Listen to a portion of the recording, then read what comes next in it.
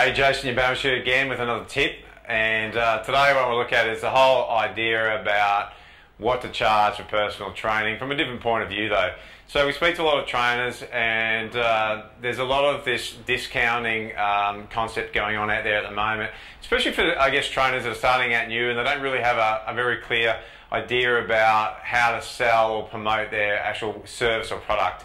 Now, we're big fans of, instead of discounting, adding value adding. So instead of looking at it from if someone was going to train with you 3 times a week, instead of discounting that to say, well, look, if you train with me more often, I'm going to discount it, why not add value instead and get the same hourly rate? Because the reality is that it's still 45 minutes of your time or an hour of your time that someone else could pay the full fee.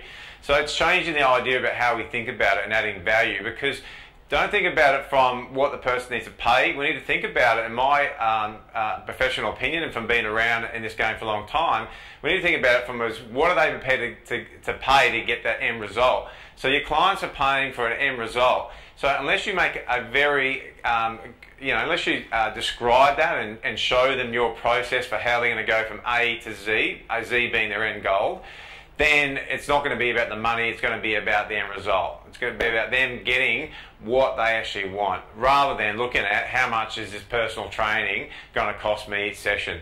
So if you're only looking at price and thinking about price, then that's what will be delivered in your sales appointment or when you're trying to promote your service. So get away from that, start thinking about how you can add value, start thinking about your clients' fears, frustrations, problems and desires, and find a way within a program to help solve that problem.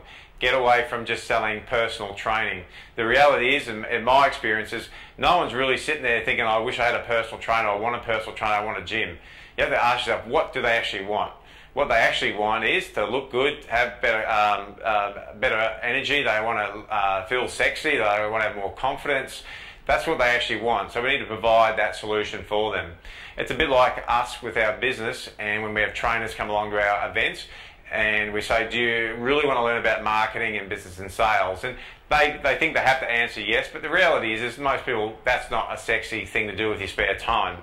Let's be honest. What is appealing though is taking holidays whenever you want and knowing that your income is going to stay the same, your business is not going to crash and burn, that you actually can earn more money when you're not in the business. That's exciting.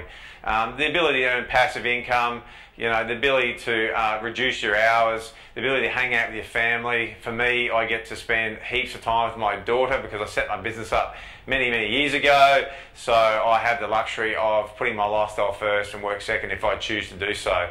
So that's the example that we look for. Go and get into it, rip into it, create your business and start really moving yourself forward in the right direction.